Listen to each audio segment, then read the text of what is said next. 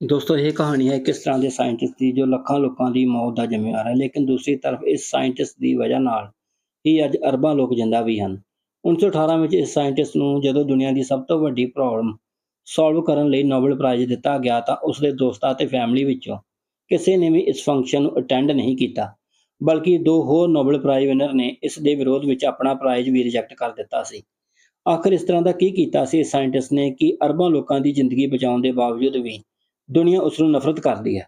ਜਨ ਪੰਜਾਬੀ ਚੈਨਲ ਦੀ ਇਸ ਵੀਡੀਓ ਵਿੱਚ ਅਸੀਂ ਤੁਹਾਨੂੰ ਸੁਣਾਉਣ ਜਾ ਰਹੇ ਹਾਂ ਇਨਸਾਨੀ ਇਤਿਹਾਸ ਦੇ ਸਭ ਤੋਂ ਬਦਨਾਮ ਪਰ ਤਾਕਤਵਰ ਸਾਇੰਟਿਸਟ ਦੀ ਕਹਾਣੀ, ਜਿਸ ਨੇ ਪੂਰੀ ਦੁਨੀਆ ਨੂੰ ਬਦਲ ਕੇ ਰੱਖ ਦਿੱਤਾ।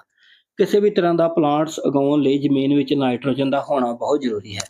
ਜੇਕਰ ਇੱਕ ਹੀ ਜ਼ਮੀਨ ਤੇ ਵਾਰ-ਵਾਰ ਫਾਰਮਿੰਗ ਕੀਤੀ ਜਾਵੇ ਤਾਂ ਨਾਈਟ੍ਰੋਜਨ ਜ਼ਮੀਨ ਵਿੱਚ ਹੌਲੀ-ਹੌਲੀ ਘੱਟ ਹੋ ਜਾਂਦੀ ਹੈ। ਫਿਰ ਇੱਕ ਟਾਈਮ ਆਉਂਦਾ ਹੈ ਜਦੋਂ ਜ਼ਮੀਨ ਵਿੱਚੋਂ ਨਾਈਟ੍ਰੋਜਨ ਇੰਨੀ ਘੱਟ ਹੋ ਜਾਂਦੀ ਹੈ ਕਿ ਜ਼ਮੀਨ ਉੱਤੇ ਇੱਕ ਵੀ ਪਲਾਂਟ ਦਾ ਉੱਗ ਪਾਉਣਾ ਮੁਸ਼ਕਲ ਹੋ ਜਾਂਦਾ ਹੈ। ਦੁਨੀਆ ਵਿੱਚ ਇਸ ਤਰ੍ਹਾਂ ਹੀ ਹੋਇਆ ਸੀ 19ਵੀਂ ਸਦੀ ਵਿੱਚ, ਜਦੋਂ ਸਾਡੀ ਆਬਾਦੀ ਤੇਜ਼ੀ ਨਾਲ ਵੱਧ ਰਹੀ ਸੀ ਤਾਂ ਜ਼ਿਆਦਾ ਫਸਲਾਂ ਦੀ ਪੈਦਾਵਾਰ ਕੀਤੇ ਜਾਣ ਕਾਰਨ ਜ਼ਮੀਨ ਵਿੱਚੋਂ ਨਾਈਟ੍ਰੋਜਨ ਖਤਮ ਹੋਣ ਵਾਲੀ ਸੀ।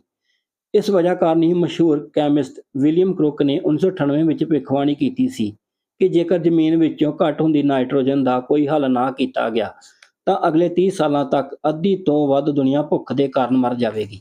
ਕੁਰਕ ਦੇ ਅਨੁਸਾਰ ਇਸ ਮੁਸੀਬਤ ਦਾ ਹੱਲ ਕੋਈ ਕੈਮਿਸਟ ਹੀ ਕਰ ਸਕਦਾ ਸੀ। ਵੈਸੇ ਤਾਂ ਸਾਡੀ ਹਵਾ ਵਿੱਚ 78% ਨਾਈਟ੍ਰੋਜਨ ਹੈ, ਪਰ ਇਹ ਨਾਈਟ੍ਰੋਜਨ ਇਸ ਫਾਰਮ ਵਿੱਚ ਨਹੀਂ ਹੁੰਦੀ ਜਿਸ ਨੂੰ ਪਲਾਂਟਸ ਜਾਂ ਐਨੀਮਲ ਇਸਤੇਮਾਲ ਕਰ ਸਕਣ, ਅਤੇ ਆਰਟੀਫਿਸ਼ੀਅਲ ਨਾਈਟ੍ਰੋਜਨ ਨੂੰ ਪੈਦਾ ਕਰਨਾ ਕੋਈ ਸੌਖਾ ਕੰਮ ਨਹੀਂ। ਕਈ ਸਾਲਾਂ ਤੱਕ ਬਹੁਤ ਕੋਸ਼ਿਸ਼ ਕਰਨ ਦੇ ਬਾਵਜੂਦ ਵੀ ਕੋਈ ਸਾਇੰਟਿਸਟ ਇਹ ਕੰਮ ਨਹੀਂ ਕਰ ਸਕਿਆ ਸੀ, ਪਰ ਆਖਿਰ ਕੋਈ ਇਸ ਸਭ ਨੂੰ ਬਦਲਣ ਵਾਲਾ ਸੀ। 1904 ਵਿੱਚ ਜਰਮਨੀ ਵਿੱਚ ਇੱਕ 36 ਸਾਲਾ ਸਾਇੰਟਿਸਟ ਫ੍ਰਿਟਜ਼ ਹੈਬਰ ਦੀ ਇਸ ਪ੍ਰੋਬਲਮ ਵਿੱਚ ਦਿਲਚਸਪੀ ਪੈਦਾ ਹੋ ਗਈ। ਹੈਬਰ ਉਸ ਟਾਈਮ ਇੱਕ ਯੂਨੀਵਰਸਿਟੀ ਵਿੱਚ ਲੈਕਚਰਰ ਦੀ ਜੌਬ ਕਰਦਾ ਸੀ। ਦੁਨੀਆ ਵਿੱਚ ਖਤਮ ਹੋ ਜਾਣ ਵਾਲੇ ਖਾਦ ਪਦਾਰਥਾਂ ਦੀ ਕਮੀ ਨੂੰ ਪੂਰਾ ਕਰਨ ਲਈ ਲਗਨ ਨਾਲ ਹੈਬਰ ਅਗਲੇ 5 ਸਾਲ ਇਸ ਪ੍ਰੋਬਲਮ ਦਾ ਹੱਲ ਲੱਭਣ ਦੀ ਕੋਸ਼ਿਸ਼ ਕਰਦਾ ਰਿਹਾ। ਉਸਨੇ ਇਹ ਉਪਾਅ ਕੱਢਿਆ ਕਿ ਜੇਕਰ ਹਾਈਡਰੋਜਨ ਅਤੇ ਨਾਈਟ੍ਰੋਜਨ ਨੂੰ ਇਕੱਠਾ ਕਰਕੇ ਬਹੁਤ ਜ਼ਿਆਦਾ ਪ੍ਰੈਸ਼ਰ ਤੇ ਹੀਟ ਕੀਤਾ ਜਾਵੇ ਤਾਂ ਨਾਈਟ੍ਰੋਜਨ ਦੇ ਐਟਮ ਸਪਰੈਡ ਹੋ ਸਕਦੇ ਹਨ। ਇਸ ਐਕਸਪੈਰੀਮੈਂਟ ਉੱਪਰ 1909 ਨੂੰ ਹੈਬਰ ਆਪਣੀ ਲੈਬ ਵਿੱਚ ਕੰਮ ਕਰ ਰਿਹਾ ਸੀ ਕਿ ਟੈਸਟ ਕਰਨ ਲਈ ਉਸਨੇ ਚੈਂਬਰ 500 ਡਿਗਰੀ ਸੈਲਸੀਅਸ ਤੱਕ ਕਰ ਦਿੱਤਾ। ਫਿਰ ਉਹ ਹੋ ਗਿਆ ਜਿਸ ਦੀ ਸਾਲਾਂ ਤੋਂ ਦੁਨੀਆ ਨੂੰ ਜ਼ਰੂਰਤ ਸੀ। ਨਾਈਟ੍ਰੋਜਨ ਐਟਮ ਟੁੱਟ ਗਏ ਅਤੇ ਹਾਈਡਰੋਜਨ ਗੈਸ ਦੇ ਨਾਲ ਮਿਲ ਕੇ ਉਹ ਕੰਪਾਊਂਡ ਬਣ ਗਿਆ ਜੋ ਦੁਨੀਆ ਦੀ ਕਿਸਮਤ ਬਦਲਣ ਵਾਲਾ ਸੀ। ਇਸ ਕੰਪਾਊਂਡ ਦਾ ਨਾਮ ਹੈ ਅਮੋਨੀਆ। ਪੂਰੇ ਜਰਮਨੀ ਵਿੱਚ ਹੈਬਰ ਦੀ ਪ੍ਰਸਿੱਧੀ ਹੋ ਗਈ। ਜਰਮਨੀ ਦੀ ਸਭ ਤੋਂ ਵੱਡੀ ਕੈਮੀਕਲ ਕੰਪਨੀ BASF ਨੇ ਹੈਬਰ ਕੋਲੋਂ ਇਸ ਪ੍ਰੋਸੈਸ ਦੇ ਅਧਿਕਾਰ ਲੈ ਲਏ। ਹੈਬਰ ਰਾਤੋਂ ਰਾਤ ਅਮੀਰ ਬਣ ਗਿਆ। 4 ਸਾਲ ਤੱਕ ਇਹ ਕੰਪਨੀ ਰੋਜ਼ਾਨਾ 5 ਟਨ ਅਮੋਨੀਆ ਬਣਾਉਣ ਲੱਗੀ। ਇਸ ਫਰਟੀਲਾਈਜ਼ਰ ਦੇ ਨਾਲ ਹੀ ਪੁਰਾਣੀ ਜ਼ਮੀਨ ਉੱਪਰ ਕਿਸਾਨਾਂ ਨੇ ਪਹਿਲਾਂ ਨਾਲੋਂ 4 ਗੁਣਾ ਜ਼ਿਆਦਾ ਭੋਜਨ ਉਗਾਉਣਾ ਸ਼ੁਰੂ ਕਰ ਦਿੱਤਾ। ਉਸ ਦੇ ਨਤੀਜੇ ਵਜੋਂ ਦੁਨੀਆ ਦੀ ਪਾਪੂਲੇਸ਼ਨ 3 ਗੁਣਾ ਵੱਧ ਗਈ। ਇਸ ਗੱਲ ਵਿੱਚ ਬਹੁਤ ਸੱਚਾਈ ਹੈ ਕਿ ਸਾਡੇ ਸਰੀਰ ਵਿੱਚ ਮੌਜੂਦ 50% ਨਾਈਟ੍ਰੋਜਨ ਐਟਮ ਸਾਇੰਟਿਸਟ ਹੈਬਰ ਦੀ ਖੋਜ ਕਰਨ ਆਏ ਹਨ। ਜੇਕਰ ਅਸੀਂ ਜਿੰਦਾ ਹਾਂ ਤਾਂ ਇਸ ਵਿੱਚ ਹੈਬਰ ਦੀ ਖੋਜ ਦਾ ਬਹੁਤ ਯੋਗਦਾਨ ਹੈ। ਹੁਣ ਹੈਬਰ ਬਹੁਤ ਮਸ਼ਹੂਰ ਹੋ ਚੁੱਕਾ ਸੀ, ਦੁਨੀਆ ਦੇ ਵੱਡੇ ਸਾਇੰਟਿਸਟ ਵਿੱਚ ਗਿਣਿਆ ਜਾਣ ਲੱਗਾ ਸੀ। ਹੁਣ ਇਸ ਕਹਾਣੀ ਵਿੱਚ ਇੱਕ ਇਸ ਤਰ੍ਹਾਂ ਦਾ ਮੋੜ ਆਉਣ ਵਾਲਾ ਸੀ ਜਿਸ ਨੇ ਹੈਬਰ ਨੂੰ ਦੁਨੀਆ ਦੇ ਮੋਸਟ ਹੇਟਡ ਸਾਇੰਟਿਸਟ ਬਣਾ ਦਿੱਤਾ। ਜਦੋਂ ਵਰਲਡ ਵਾਰ ਸ਼ੁਰੂ ਹੋਈ ਤਾਂ ਹੈਬਰ ਨੇ ਜੰਗ ਵਿੱਚ ਸ਼ਾਮਲ ਹੋਣ ਦਾ ਫੈਸਲਾ ਕੀਤਾ ਕਿਉਂਕਿ ਉਹ ਆਪਣੇ ਦੇਸ਼ ਦੀ ਮਦਦ ਕਰਨਾ ਚਾਹੁੰਦਾ ਸੀ। ਵਾਰ ਸ਼ੁਰੂ ਹੋਣ ਤੋਂ ਕੁਝ ਮਹੀਨਿਆਂ ਬਾਅਦ ਹੀ ਜਰਮਨੀ ਦਾ ਗਨ ਪਾਊਡਰ ਅਤੇ ਬਰੂਦ ਖਤਮ ਹੋਣ ਵਾਲਾ ਸੀ। ਇਸ ਤਰ੍ਹਾਂ ਲੱਗ ਰਿਹਾ ਸੀ ਕਿ ਜਰਮਨੀ ਕਿਸੇ ਵੀ ਟਾਈਮ ਜੰਗ ਹਾਰ ਸਕਦੀ ਹੈ। ਦੂਜੇ ਪਾਸੇ ਹੈਬਰ ਖੁਰਾਕ ਪੈਦਾ ਕਰਨ ਵਾਲੇ ਅਮੋਨੀਆ ਬਾਰੇ ਕੁਝ ਹੋਰ ਵੀ ਜਾਣ ਚੁੱਕਾ ਸੀ। ਅਮੋਨੀਅਮ ਨਾਈਟ੍ਰੇਟ ਇੱਕ ਫਰਟੀਲਾਈਜ਼ਰ ਹੋਣ ਦੇ ਨਾਲ ਇੱਕ ਖਤਰਨਾਕ ਬਰੂਦ ਵੀ ਹੈ। ਇਸ ਦਾ ਸਬੂਤ ਹੈ ਅਗਸਤ 2000 ਵਿੱਚ ਲੈਬਨਾਨ ਦੀ ਰਾਜਧਾਨੀ ਬੈਰੂਤ ਵਿੱਚ ਹੋਇਆ ਬਹੁਤ ਵੱਡਾ ਧਮਾਕਾ। ਇਹ ਧਮਾਕਾ ਇੱਕ ਗੋਦਾਮ ਵਿੱਚ ਹੋਇਆ ਸੀ ਜਿੱਥੇ 3000 ਟਨ ਅਮੋਨੀਅਮ ਨਾਈਟ੍ਰੇਟ ਰੱਖਿਆ ਗਿਆ ਸੀ।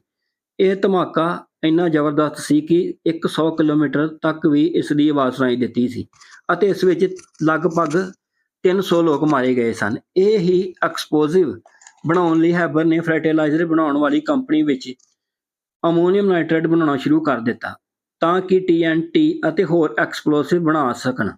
ਕੁਝ ਹੀ ਸਮੇਂ ਤੱਕ ਹੈਬਰ ਦਾ ਬਣਾਇਆ ਹੋਇਆ ਬਰੂਦ ਦੁਸ਼ਮਣਾਂ ਨੂੰ ਉਡਾ ਰਿਹਾ ਸੀ, ਪਰ ਇਸ ਦੇ ਬਾਵਜੂਦ ਵੀ ਹੈਬਰ ਇਸ ਜੰਗ ਵਿੱਚ ਆਪਣੇ ਦੇਸ਼ ਲਈ ਹੋਰ ਬਹੁਤ ਕੁਝ ਕਰਨਾ ਦੀ ਸੋਚ ਰਿਹਾ ਸੀ।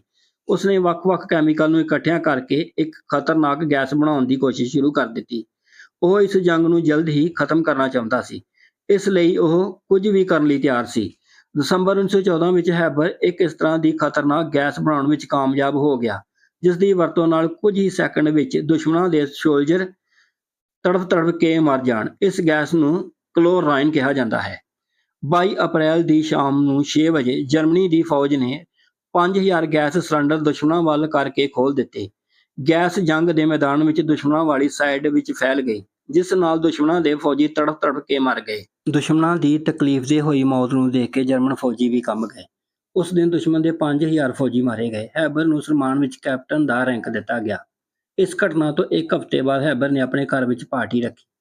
ਪਾਰਟੀ ਖਤਮ ਹੋਣ ਤੋਂ ਬਾਅਦ ਜਦੋਂ ਉਹ ਆਪਣੇ ਰੂਮ ਵਿੱਚ ਸੀ ਤਾਂ ਅਚਾਨਕ ਉਸ ਨੂੰ ਗਨ ਫਾਇਰ ਦੀ ਆਵਾਜ਼ ਸੁਣਾਈ ਦਿੱਤੀ। ਉਸ ਨੇ ਬਾਹਰ ਆ ਕੇ ਦੇਖਿਆ, ਉਸ ਦੀ ਵਾਈਫ ਖੁਦਕੁਸ਼ੀ ਕਰ ਚੁੱਕੀ ਸੀ। ਉਸ ਦੀ ਵਾਈਫ ਨੂੰ ਦੁੱਖ ਸੀ ਕਿ ਹੈਬਰ ਹਜ਼ਾਰਾਂ ਲੋਕਾਂ ਦਾ ਕਾਤਲ ਹੈ, ਪਰ ਹੈਬਰ ਨੂੰ ਇਸ ਘਟਨਾ ਨਾਲ ਕੋਈ ਫਰਕ ਨਹੀਂ ਪਿਆ। ਇਸ ਲਈ ਅਗਲੇ ਹੀ ਦਿਨ ਉਹ ਆਪਣੇ ਕੰਮ ਤੇ ਵੀ ਚਲਾ ਗਿਆ।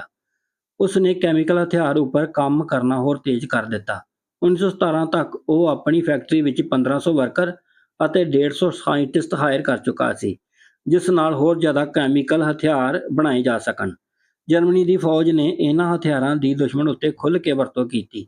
ਤਕਰੀਬਨ 1 ਲੱਖ ਫੌਜੀ ਇਸ ਕੈਮੀਕਲ ਗੈਸ ਦੀ ਵਰਤੋਂ ਨਾਲ ਮਾਰੇ ਗਏ ਸਨ। ਇਸ ਸਭ ਦੇ ਬਾਅਦ ਵੀ ਜਰਮਨੀ ਇਸ ਜੰਗ ਵਿੱਚੋਂ ਹਾਰ ਗਿਆ।